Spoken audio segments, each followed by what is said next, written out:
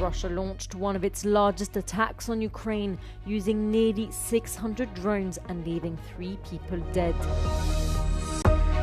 One of Russia's largest oil terminals was struck by a drone overnight, shortly after 2 oil tankers were attacked by Ukraine. Passengers are facing travel disruptions as thousands of Airbus planes had to be grounded for a software update.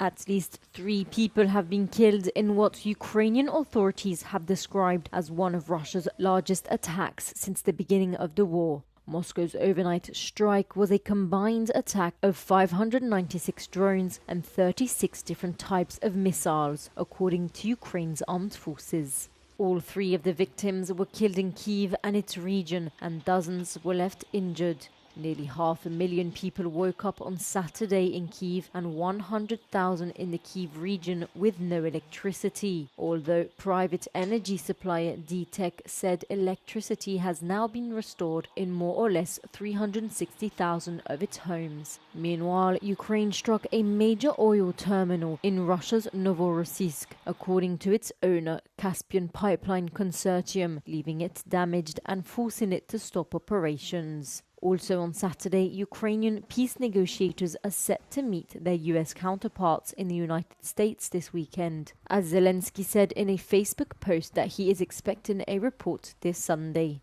At the end of next week, a US delegation is expected to travel to Moscow for talks.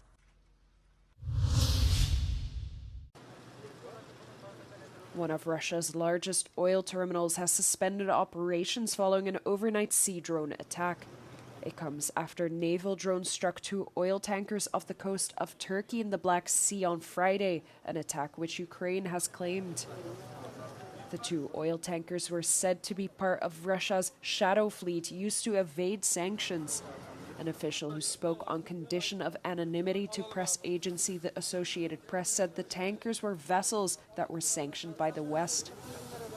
The official also said the attack came as part of Ukrainian efforts to restrict Russia's financial capabilities that wage its war against Ukraine. He said the drones disabled vessels which were capable of transporting oil worth of just over 60 million euros. Thousands of people gathered in major cities globally to mark the International Day of Solidarity with the Palestinian people. Climate activist Greta Thunberg and UN's Francesca Albanese led the march in Rome. The protest was organized by grassroots union USB, which denounced Italy's complicity with Israel and called for an immediate stop to all forms of military cooperation. Also in other major cities across the globe, thousands of people took to the streets.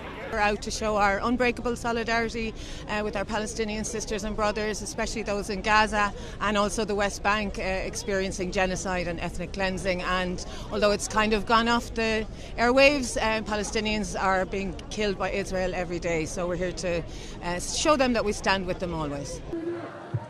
November 29 marks 77 years since the UN adopted the partition plan for Palestine, which saw the withdrawal of British troops in the region and the creation of Palestinian and Israeli states.